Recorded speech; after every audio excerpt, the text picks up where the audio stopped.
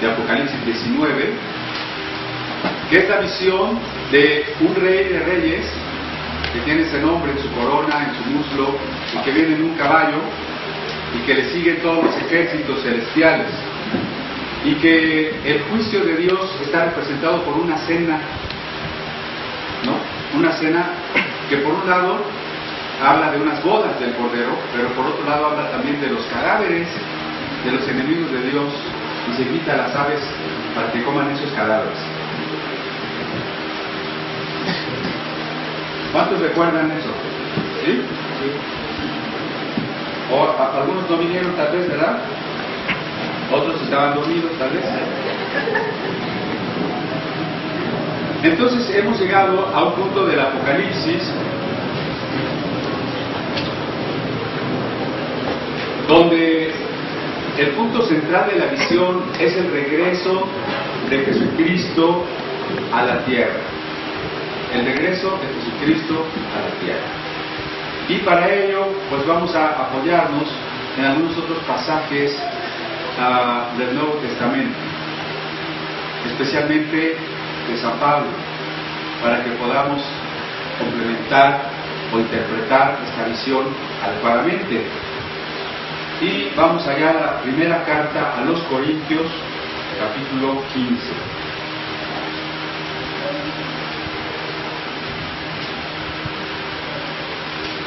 Decíamos que debemos esperar la venida de Jesús como la venida del amado, ¿no? Y no como algo que más parece una amenaza, ¿no? Así como cuando una mamá le dice al hijo, vas a ver cuando llegue tu papá que te va a dar una buena, ¿no? Entonces, ¿qué dice el niño? ¿Ya quiere que llegue papá? No, que no llegue. Y si llega, pues se hace dormido, ya se mete abajo de la cama, lo que sea, ¿verdad? Entonces, no es así como tenemos que esperar a Cristo. Ya va a venir Cristo y ahora sí, a los tibios los va a vomitar y a ustedes van a perder la salvación, les va a poner unos castigos tremendos, ¿verdad? Y se van a quedar aquí a la gran tribulación y el Cristo los va a marcar. Y no. ¿Sí? ¿Qué miedo? Mejor que no venga Cristo. ¿Sí? No, es al contrario. Ya viene el amado, ¿no? Es decir, si ustedes quieren mucho a su papá, y cuando ya va a llegar, corren, lo abrazan, ¿no? ¿No hace así un niño pequeño? ¿Verdad? Lo abraza, lo besa y le dice, ¿qué me trajiste? ¿O no? Así vamos a esperar a Cristo. Señor, ya ven, tráeme algo, ya quiero abrazarte. ¿Sí? O a la persona que amamos en cuanto a pareja también, si está lejos, si está en viaje. No estamos diciendo, ay, ojalá que no regrese, bueno, que se tarde otro poquito, sino todo lo contrario, ¿verdad? Queremos que ya venga, ya estamos ahí, lo vamos a recibir, y cuando llega, bueno, así están las películas, ponen en cámara lenta cómo van corriendo para darse el abrazo, ¿verdad? O sea, así esperamos a Cristo con ansia, con amor, ¿sí? Eso debe de ser. Entonces, Corintios 15 dice, en el versículo, salud, gracias,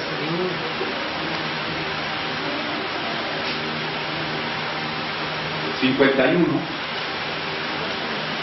Corintios 15, 51, he aquí os digo un secreto, dice Pablo. ¿A cuánto les gustan los secretos? A ver, los maximosos. A todos nos gustan los secretos, ¿verdad? ¿O no? Que nos cuenten un secreto. Bueno, a la gente le gustan tanto los secretos que las religiones esotéricas son muy populares. Las religiones esotéricas son las que dicen que los misterios del tercer milenio, ¿verdad? A la gente le gusta que le digan que la sabiduría se conoce por grados. Ahí en la masonería, ¿no? Uno va por grados hasta llegar al grado 33, ahí se supone que ya es un iniciado en los misterios, conoce los secretos. Y a la gente le gusta mucho eso, ¿no? Hay conferencias, hay lugares donde incluso se cobra muy caro por ir subiendo de nivel. ¿Sí? Por ejemplo, la dianética es una religión que enseña que este mundo es como de quinta categoría. Y si nosotros queremos evolucionar a un mundo de primera, tenemos que ir a tomar cursos. Y el primer curso pues, nos costará 5,000 pesos, pero el curso número 10 nos costará 200,000 pesos. Y la gente lo paga. Porque le están enseñando secretos para evolucionar e irse a otro mundo más, menos tercermundista que quintomundista, ¿verdad? Bueno, pero Pablo aquí nos dice a los creyentes, les digo un secreto con respecto a la resurrección y la segunda venida de Cristo. Porque siempre tenemos duda, ¿no? Mucha gente me ha preguntado, ¿vamos a resucitar en cuerpo? ¿O Cristo resucitó con cuerpo? Parece que más bien nos imaginamos una resurrección de espíritus, ¿no? Lo cual, por supuesto, es incoherente, ¿no? Cuando Jesús murió en la cruz, no murió espiritualmente, ¿o sí? ¿Cómo podría resucitar su espíritu? Murió el cuerpo, ¿no? Tan en cuerpo que dijo, tengo sed. Tan en cuerpo que cuando la lanza traspasó su costado, salió agua y sangre. Murió el cuerpo. Tan en cuerpo que fue envuelto en lienzos, sepultado. Entonces, ¿en qué resucitó? Y cuando va a venir, ¿cómo va a venir? Cuando ya leímos Mateo 24, dice, si les dicen por aquí está el Cristo, no vayan. Si les dicen que en el Estadio Azteca vayan porque va a estar el Cristo, ¿qué vamos a hacer? ¿Y si hace milagros? ¿Y qué tal si usted ya le diagnosticaron cáncer y ese que va a estar en el Estadio Azteca hasta quita el cáncer? ¿No van a ir? ¿Por qué no van a ir? Porque dice que cuando Cristo venga va a ser como el relámpago. Y aquí Pablo lo reitera. Les digo un misterio. No todos dormiremos. No todos dormiremos. ¿Qué quiere decir? Dormir aquí, en este contexto, es morir. ¿Sí?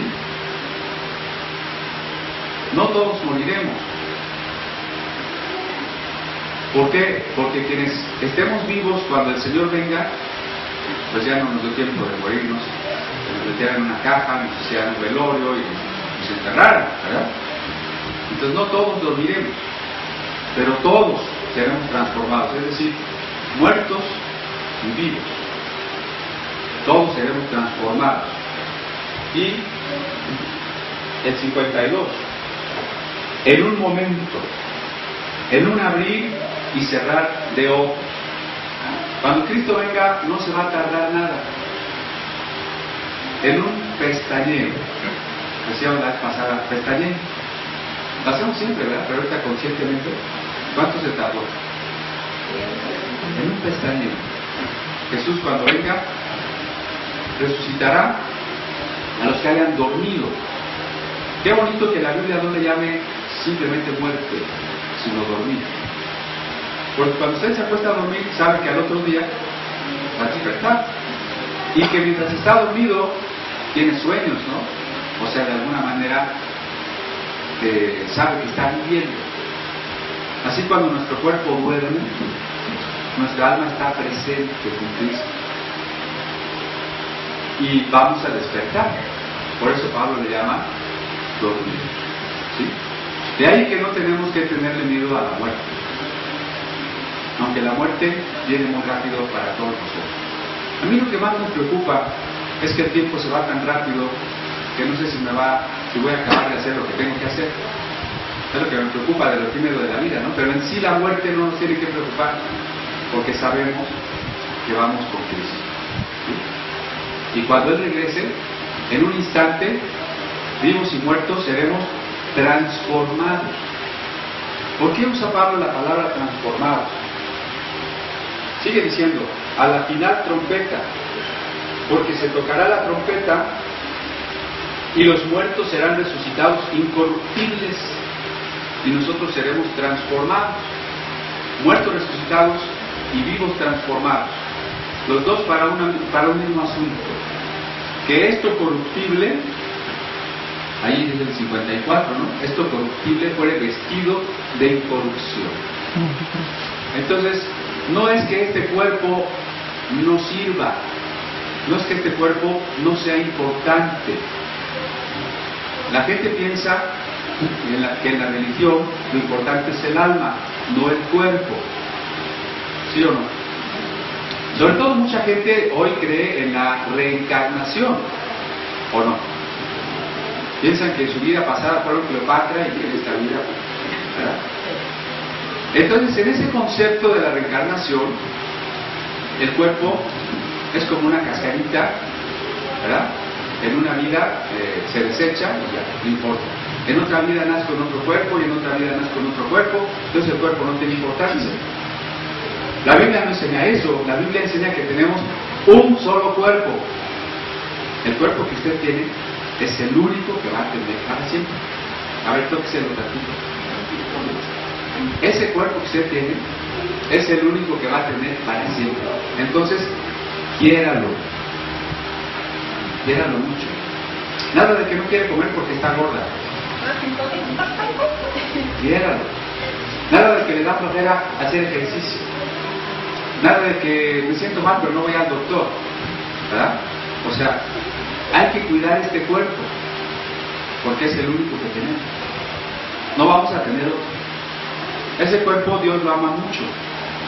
Lo ama tanto que previó y proveyó en Cristo que un día este cuerpo resucita. Y ante la pregunta de este cuerpo, sí, porque Pablo dice seremos transformados. No dice eliminado el cuerpo, seremos eliminados, ¿verdad que no dice? No dice seremos sustituidos. Este ya no sirve, nos van a dar otro. Claro que este, al ser transformado, va a estar más bonito, ¿eh? Eso sí.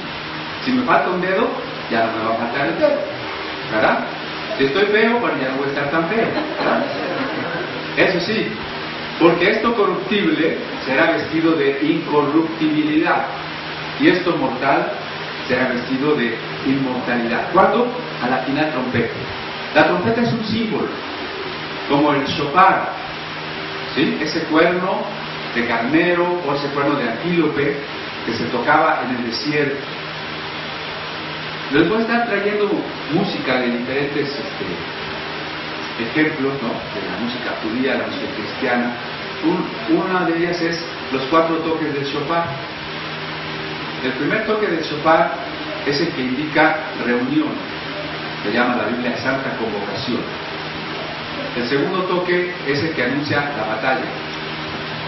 El tercero es el que anuncia la victoria en una batalla. Y el cuarto toque del shofar anuncia la llegada del profeta Elías y por ende la llegada del Mesías, ¿no?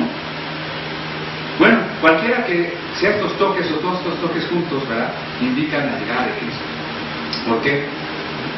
Porque cuando Él venga, todos somos convocados a una reunión. Les dije que el día 24 de julio vamos a tener una reunión con muchas congregaciones, ¿o no? Bueno, ¿qué les parece que el día que Cristo venga se van a reunir todos los cristianos del mundo?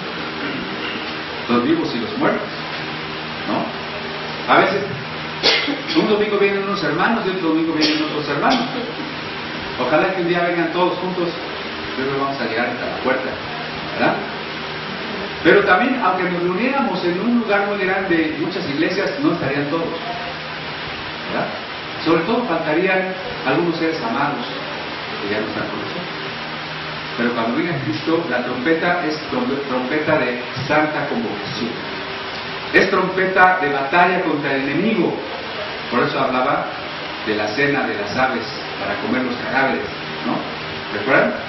O la otra figura que vimos que se pisaba el lagar de Dios y la sangre llegaba hasta los frenos de los caballos, ¿no? El famoso símbolo de la batalla del Armagedón. Luego tenemos que también es celebración de victoria y llegada del Mesías. Se tocará la trompeta final, ¿sí?, con voz de arcángel, con voz de mando. Vamos a completar este mensaje de Pablo en la primera carta que él escribió, que es la primera carta a los tesalonicenses.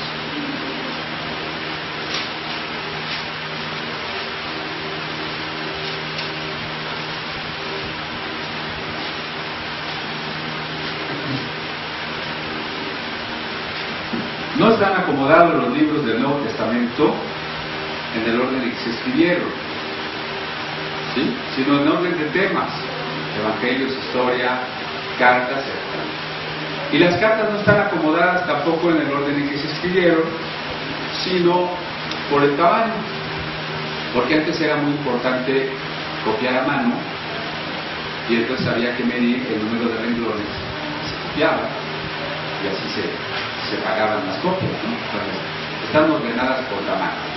Pero la primera que escribió Pablo es la primera de los Tesalonicenses, y fue escrita antes que los evangelios. Entonces, el primer documento del Nuevo Testamento es primera a Tesalonicenses. Capítulo 4, dice, en el versículo 13: tampoco queremos, hermanos, que ignoréis acerca de los que duermen, para que no os entristezcáis como los otros que no tienen esperanza. Probablemente repitamos alguna cosa que ya en alguna de las pláticas hemos dicho, pero la razón es que no siempre estamos los mismos, ¿verdad? Por eso les repito a veces algo. Pablo dice que cuando se muere un familiar nuestro, no debemos de estar tan tristes como la gente que no tiene ninguna esperanza. No sé si han visto algún sepelio de familias no cristianas. Cuánto llanto, cuánta desesperación, casi alguna persona quisiera arrojarse a la tumba, ¿verdad? También. Y bueno, hay filosofías que no ofrecen ninguna esperanza. Si yo soy materialista y evolucionista y se muere un familiar, yo tendría que decirle a los dedos: no te preocupes, ahí se acabó todo, no somos más que el cuerpo, ¿verdad? Ya no hay nada. Esa sería la esperanza que yo les podría dar. Pero Pablo dice: no, ustedes no se pongan tristes, nosotros tenemos una esperanza. Si Jesús murió y resucitó, todos nosotros resucitaremos. Pues, ¿cuál es la importancia de que Jesús haya resucitado? No solamente de que Él, como personaje a veces divinizado, venció a la muerte, tiene implicaciones muy importantes para la redención. Si Jesús resucitó, es que nosotros resucitamos. Si Jesús tuvo un cuerpo y ese cuerpo murió y ese cuerpo venció a la muerte, es para que nuestro cuerpo también pueda vencer la muerte. Y entonces, más adelante, dice en el 16: el Señor mismo, con voz de mando, con voz de arcángel y con trompeta de Dios, lo que ya vimos en Corintios 15, ¿verdad?, descenderá del cielo, y los muertos en Cristo resucitarán primero. Es decir, Jesús en este momento está vivo, pero no podemos percibirlo porque Él está en una dimensión espiritual. Descenderá del cielo no quiere decir que literalmente viene más allá de la luna, ¿no? Sino que Dios está presente aquí, pero es una dimensión espiritual. Cristo se va a manifestar ya en nuestra dimensión física. ¿En cuánto tiempo se va a tardar en eso? Un pestañeo, ¿verdad?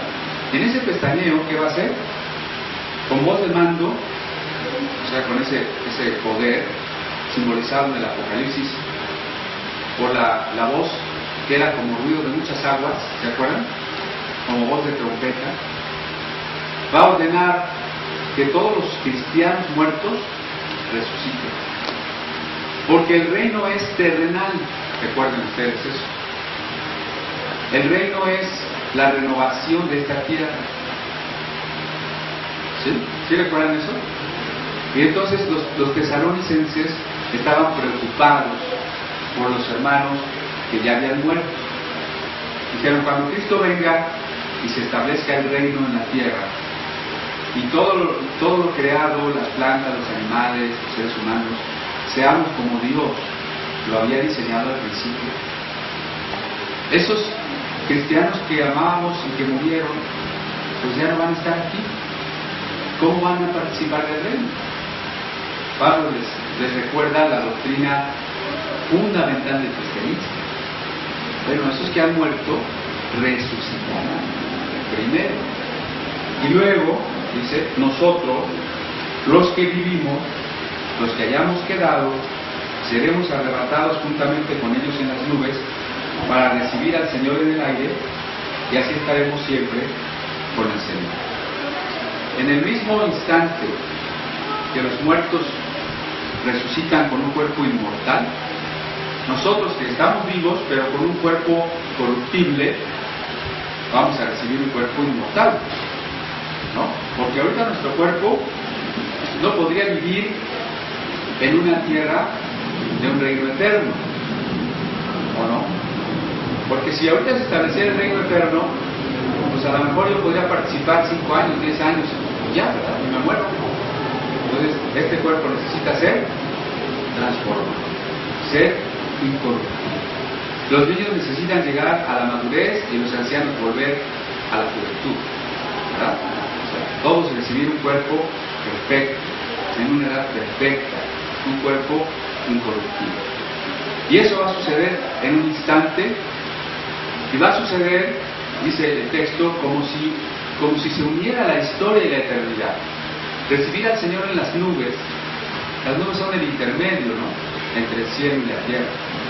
Entonces es ese momento en que la historia deviene el reino de Dios, en que la historia culmina en el establecimiento del reino de Dios. El reino de Dios irrumpe en la historia de los hombres. Nos encontraremos con el Señor en el aire. Por eso dice Apocalipsis que Él venía en un caballo seguido por los ejércitos celestiales. ¿Quiénes son los ejércitos celestiales? Nosotros. ¿Por qué venimos detrás de Él? Porque acabamos de salir a encontrarlo en las nubes. ¿Sí ven que todo va teniendo una coherencia?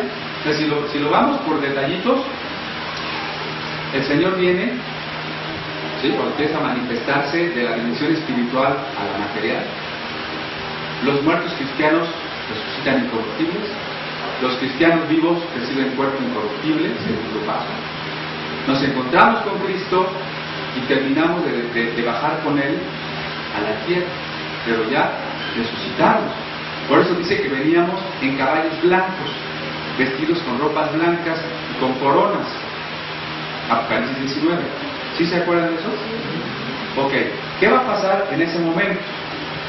Bueno, antes de ir allá, muchos interpretan este texto de otra manera. Muchos interpretan que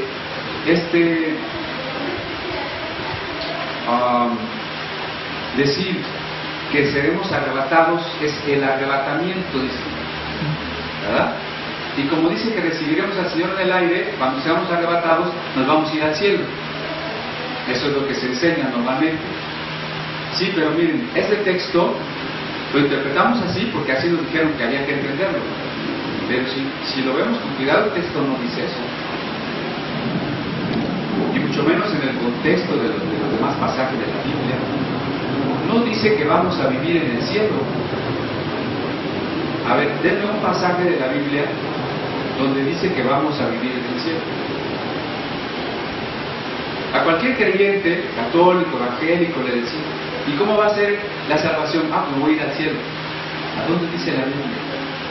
Que cuando el Señor venga, nos vamos a ir a vivir al cielo. Quizás se infiere de Juan 14. Pero Juan 14 no habla del cielo. Por eso digo que quizás se infiere. Voy a preparar lugar para ustedes, ¿no? ¿Y dónde lo va a preparar? En el cielo. No, ahí no dice. No dice. ¿Verdad? No dice.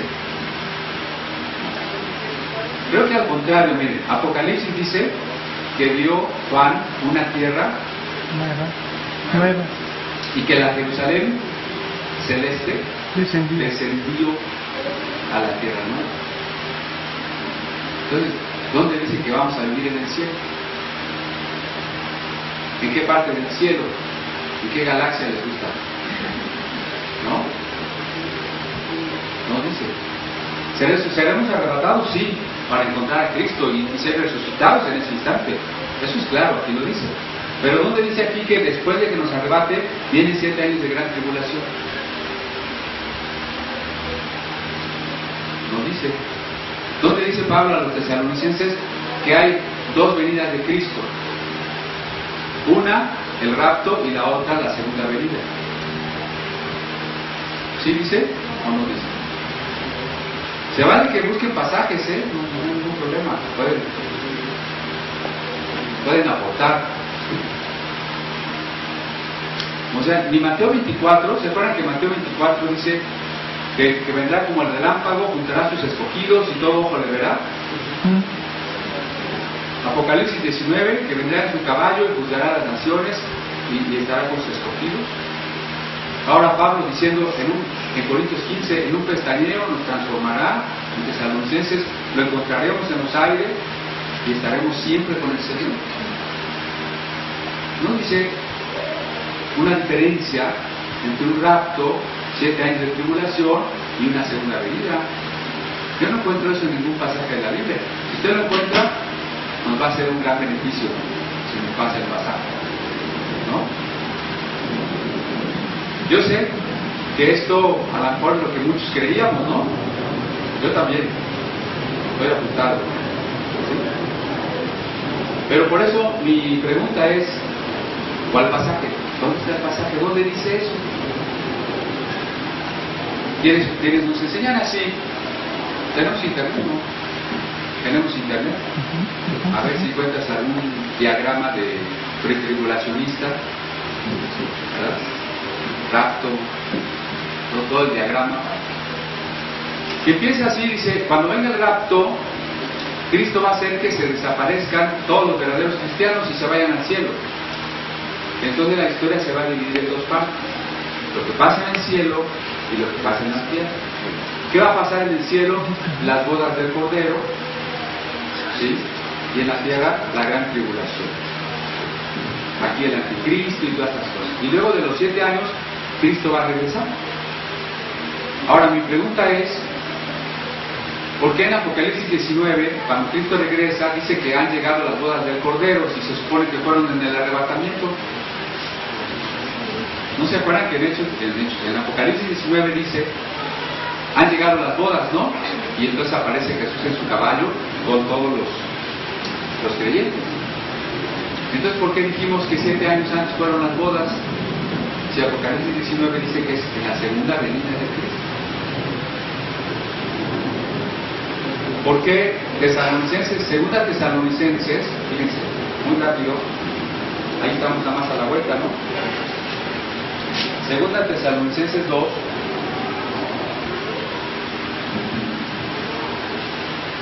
Pablo explica que mucha gente estaba predicando doctrinas extrañas respecto a la venida de Cristo, y entonces él dice en el capítulo 2, en el verso 3, nadie os engañe de ninguna manera, porque no vendrá sin que antes venga la apostasía y se manifieste el hombre de pecado, el hijo de perdición. Pablo está diciendo a los cristianos que no se dejen engañar con que el Señor ya vino o ya viene. ¿Por qué? Porque no va a venir, Cristo no va a venir si no viene antes y se manifiesta el hombre de pecado. Entonces, ¿qué es primero? ¿El anticristo o la venida de Cristo? Y si nos está diciendo que no nos conmovamos fácilmente de nuestra postura, porque tenemos que ver al anticristo antes de que Cristo venga, todo eso como que nos deja con muchas dudas, ¿no?, en la postura de la tribulación, donde se hace una diferencia entre el rapto y la segunda venida. No espero convencerlos ahorita, pues, ustedes creen de otra manera, solo quiero que lo meditemos un poco, que busquemos pasajes, ¿verdad?, en ese sentido. Hay claridad en algunas escrituras para distinguir el rapto de una segunda venida, o más bien las escrituras no hacen esa diferencia, sino que en el momento en que Cristo venga, los elegidos son resucitados y los malvados son juzgados, ¿no? Es lo que vimos en Apocalipsis 19 y es lo que vemos en Mateo, ¿sí? Bien, entonces, ¿cómo será la venida del Señor? Instantánea. No vamos a saber la fecha y la hora, ¿estamos de acuerdo? ¿Sí? Eso no se puede saber. Por eso cada grupo que va surgiendo y poniendo fechas a la venida de Cristo, pues ya de antemano podemos no creerles con toda tranquilidad, ¿no? Rechazar ese tipo de enseñanzas. Vamos a regresar al Apocalipsis 19 para que veamos que con la venida del Señor también hay un juicio.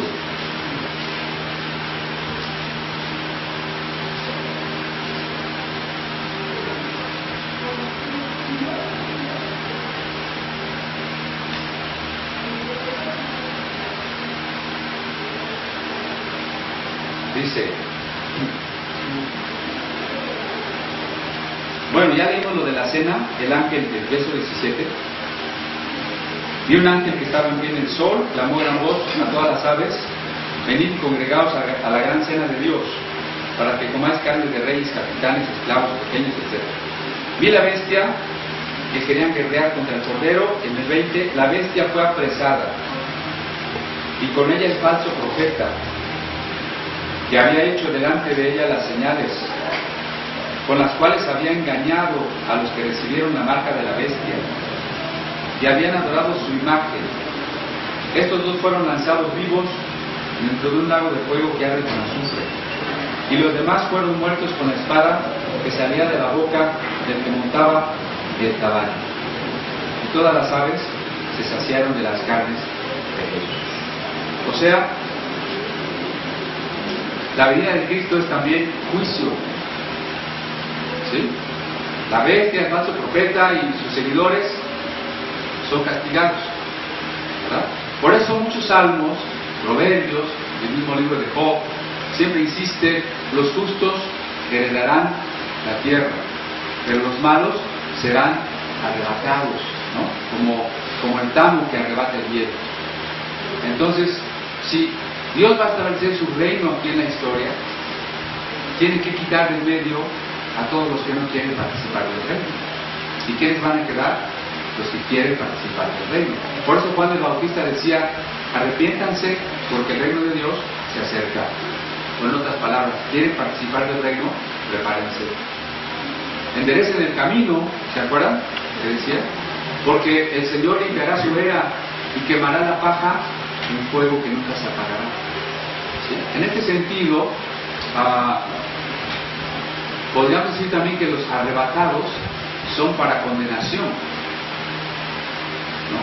Claro, así hay un rapto para resurrección, ¿no? Es para encontrarnos con Cristo, pero hay un rapto para condenación, o sea, todos los que van a ser cortados. ¿Se acuerdan de la imagen del Apocalipsis también? De que metía su hoz y cortaba, ¿sí? Y las uvas y las echaba en el lagar de la ira de Dios, ¿no? ¿Y los condenados en la tierra no van a estar o simplemente desaparecen? ¿Ya no existen? O... Los condenados, ahorita me voy a ir al siguiente capítulo.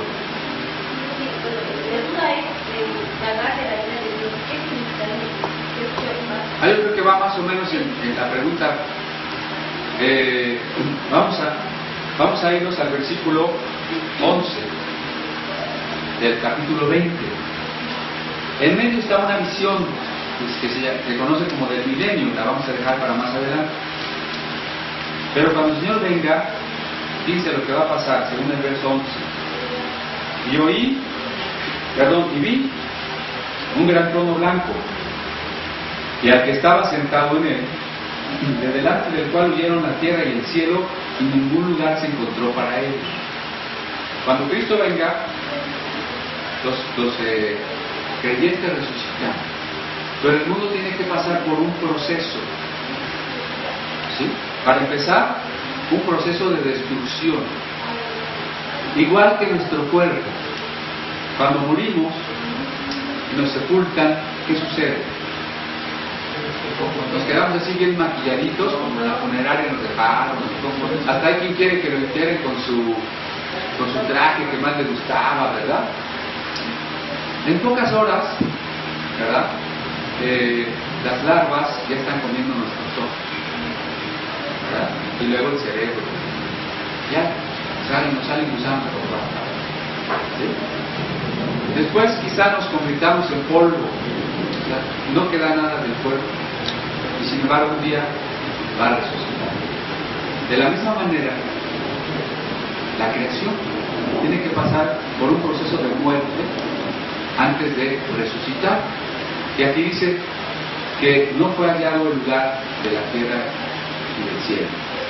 Esto nos remite a la segunda carta de Pedro. Está ahí cerquita, vamos a ver vuelta a unas páginas. La segunda carta de Pedro, capítulo 3,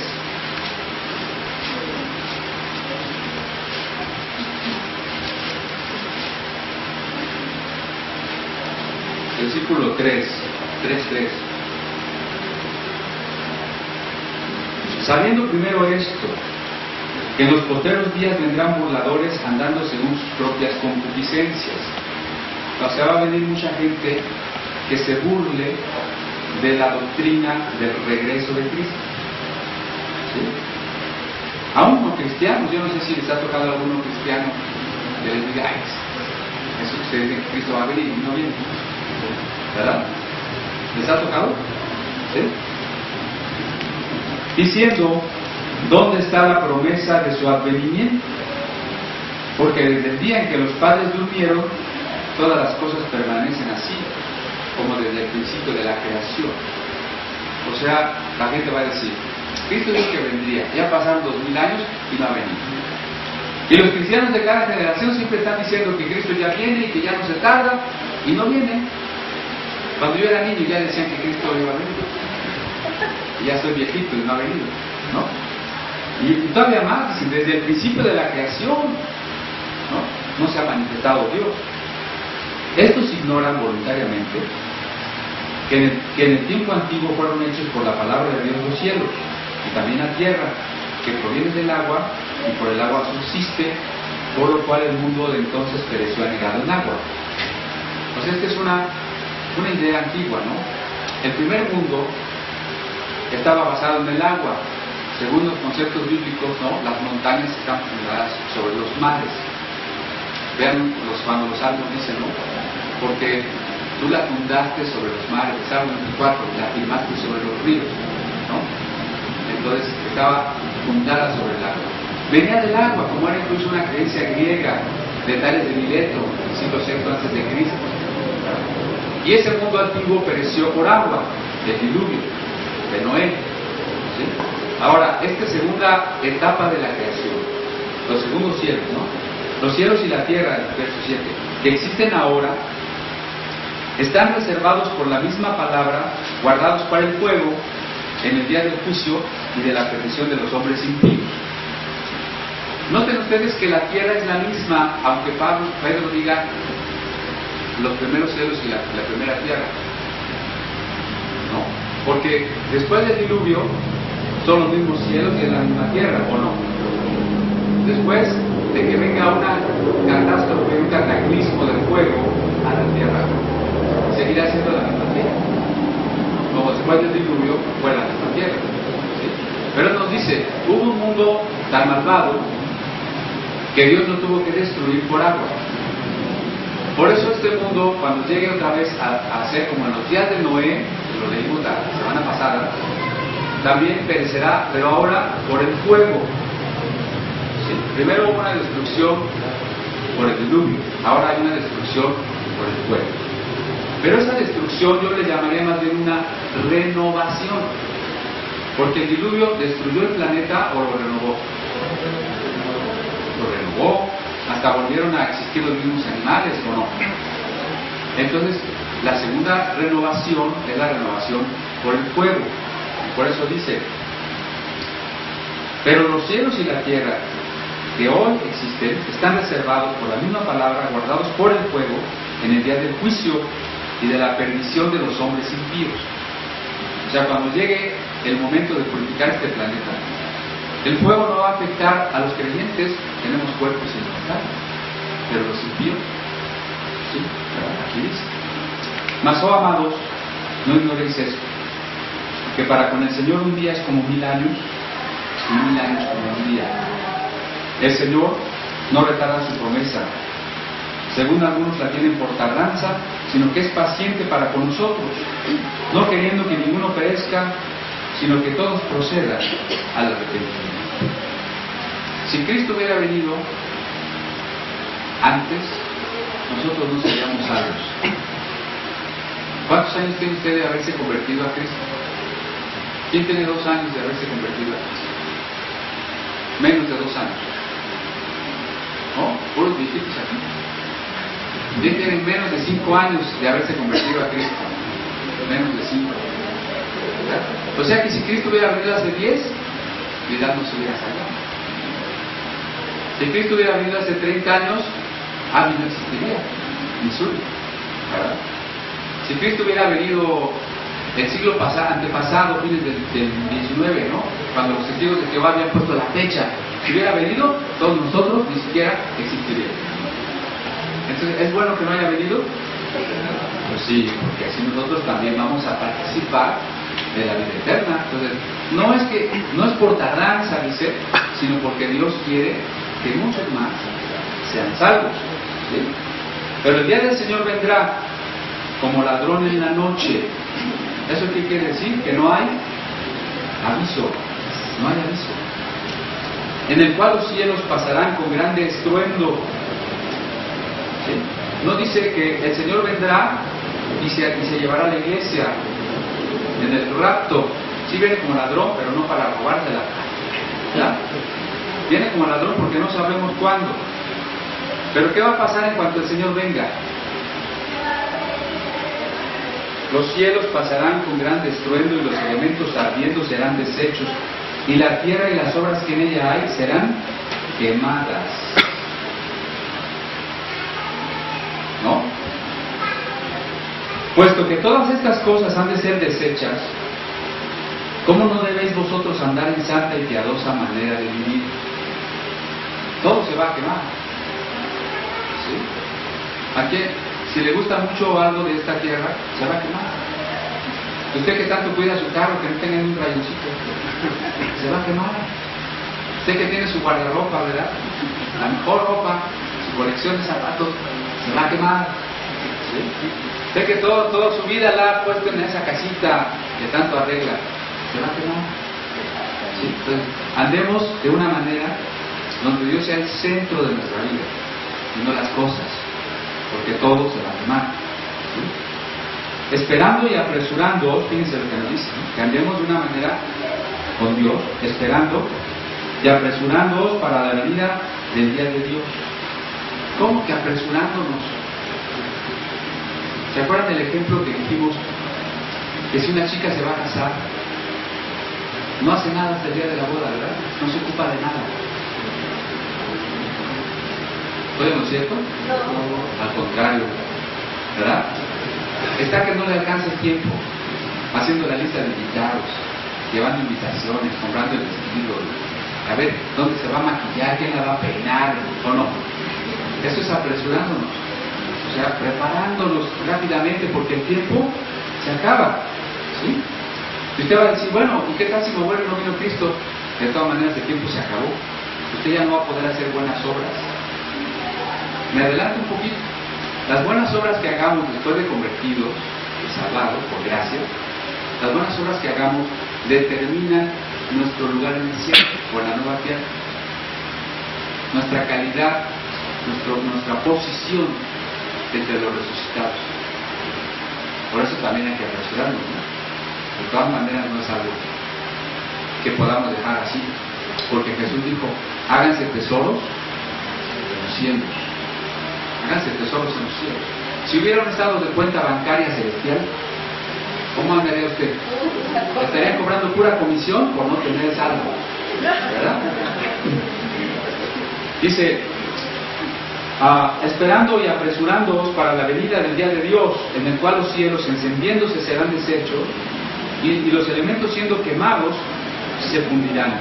Pero nosotros esperamos, según sus promesas, cielos nuevos y la tierra nueva en los cuales mora la justicia. ¿No dice Pedro, será quemada esta tierra y por eso vamos a vivir en el cielo? ¿Verdad que no?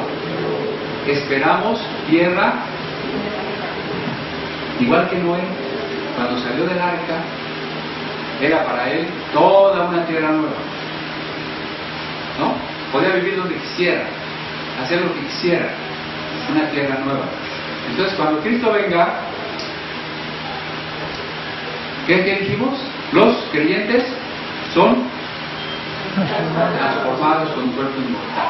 Los impíos son quemados juntamente con el mundo para que surja una tierra nueva. Al ser quemados juntamente con el mundo, tienen que comparecer ante el trono de Dios. Regresamos a Apocalipsis 20. ¿Sí está conmigo o ya lo llevé por puros laberintos sabrosos? ¿Sí? Okay. Dice, estábamos en el 20, verso 12. Y vi a los muertos, grandes y pequeños, de pie ante Dios.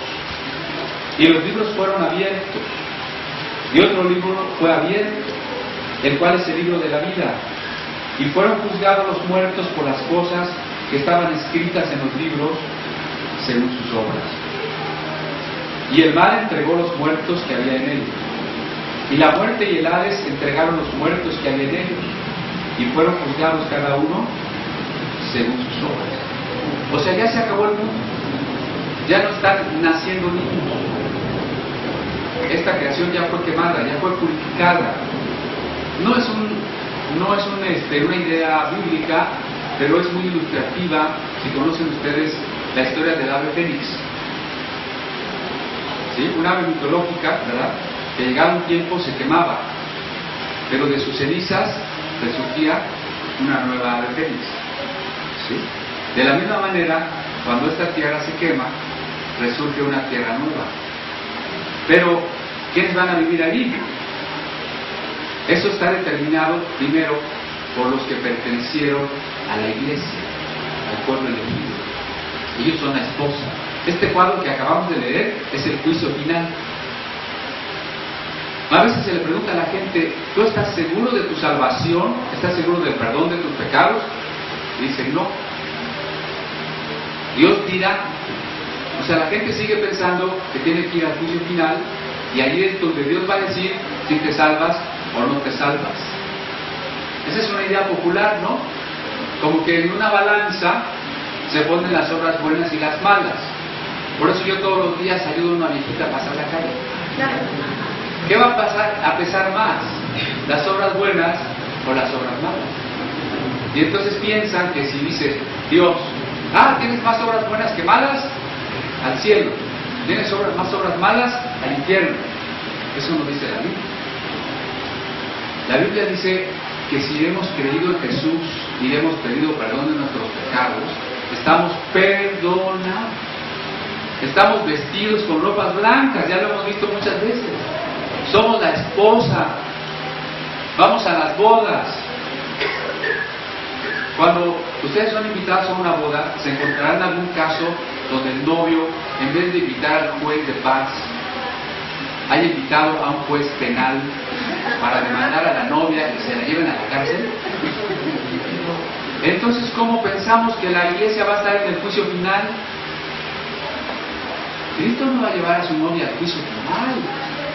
Ya se casó con ella ya está limpia, ya está glorificada. ¿O no? No, la iglesia no está en el juicio final. La iglesia está en otro juicio, uno de obras. Ese ya lo habíamos platicado, donde el Señor va a determinar qué clase de cristiano fui. Y eso a su vez va a determinar mi postura en el mundo en la resurrección. ¿Ok? Pero ese juicio es más como cuando la novia empieza a quitarse el velo, las pestañas postizas, la peluca, la dentadura postiza, y se conoce realmente quién es, ¿no? Ese es cuando el cristiano se enfrenta a Cristo y se va a saber qué cristiano es cada quien. Esa es otra cosa. Dice, será salvo, aunque así como por fuego, pero será salvo. No es un juicio para condenación, sino para determinar premios y posiciones en la vida eterna, ¿no? Y por supuesto también algo de vergüenza, porque ahí se va a ver que yo fui un cristiano todo chocolatón, ¿verdad? No me va a tocar. tibio, ¿sí? Pero esta es otra cosa, este es el juicio final. En el juicio final van a estar todas las personas que no pertenecieron al pueblo elegido. Y se van a abrir los libros. Juan vive en una época donde los libros son rollos. Entonces él se imagina, por su simbolismo literario, es que los rollos se desarrollan y se empieza a leer ahí. Fulanito, tal día hiciste tal cosa. Buena y mala. Así que, puesto un poco el lenguaje contemporáneo, se van a empezar a proyectar los videos de nuestra vida. Bueno, no de la nuestra, de los que estén en el juicio. Se van a empezar a proyectar los videos.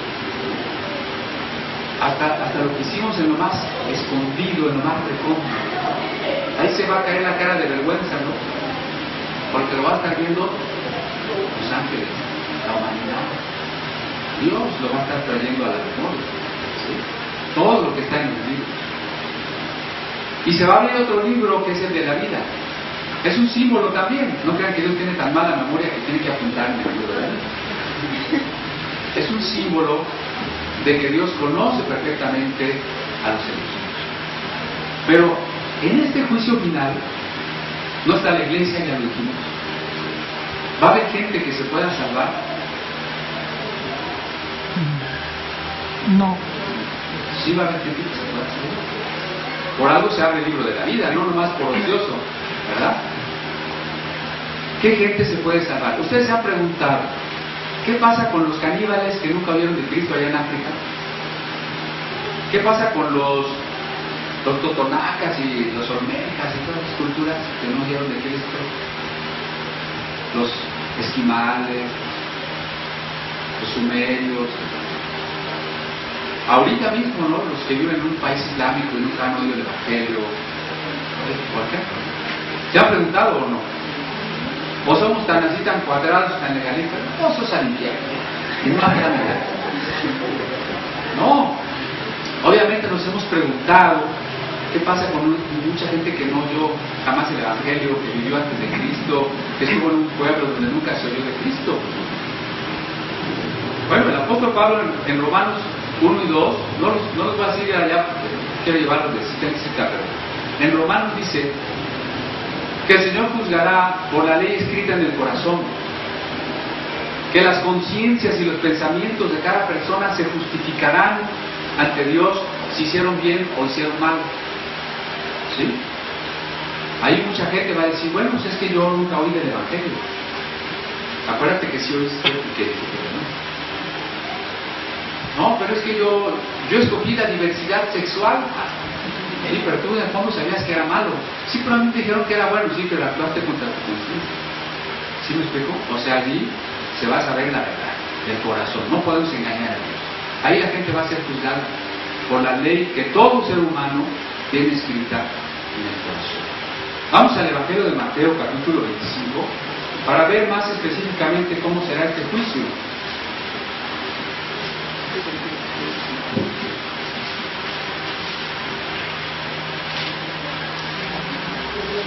Verso 31.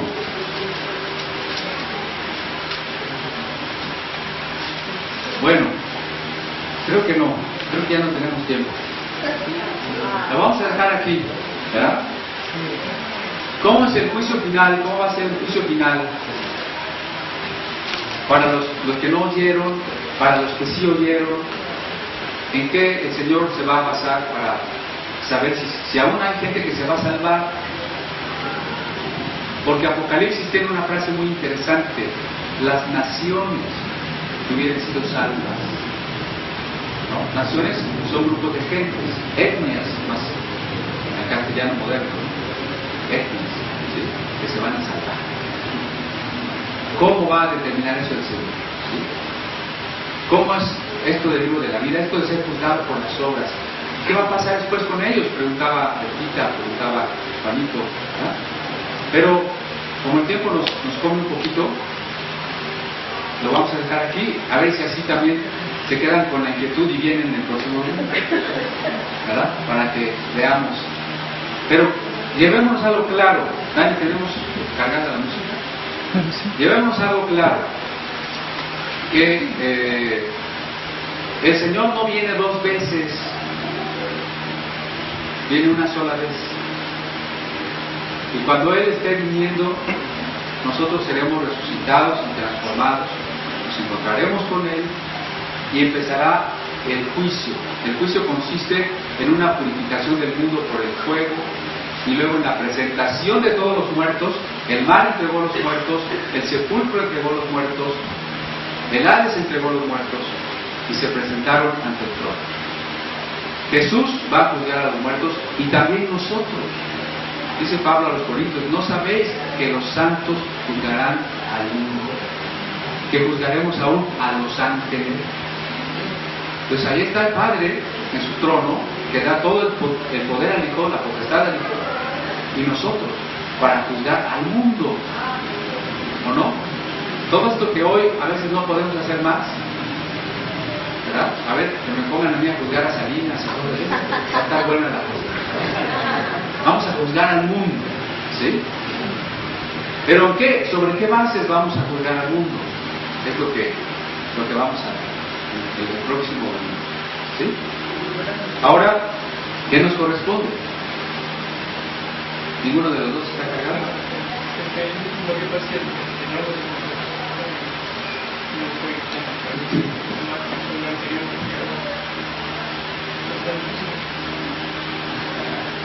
Ok, lo que nos corresponde a nosotros ahora, ¿qué es? Que somos la novia, ¿qué es? Prepararnos, maquillarnos, ¿no? ¿Verdad? Yo me imagino que las novias hasta se van al gimnasio, que les quede el vestido, ¿no? ¿O no? O sea, tenemos que prepararnos porque el Señor ya viene, embellecernos, purificarnos, que nuestro vestido sea blanco, blanco, blanco. Acuérdense que eso determina qué voy a hacer en la vida. O sea, ya soy salvo por la gracia, eso no lo voy a comprar, ¿sí? Pero ¿qué voy a hacer? ¿Qué privilegios me van a tocar? ¿Qué premios? Ahí está dicho, ¿verdad? Vamos a inclinar nuestro rostro y a orar por el mensaje y por la ofrenda. Señor, te damos gracias porque nos has dejado la Biblia. Si no fuera por estas palabras, no sabríamos cómo conducirnos en esta vida, no tendríamos estas maravillosas noticias de que tú vienes por nosotros, de que vas a darnos un cuerpo que no se enferma, que no le duele, que no tiene hambre, que va a vivir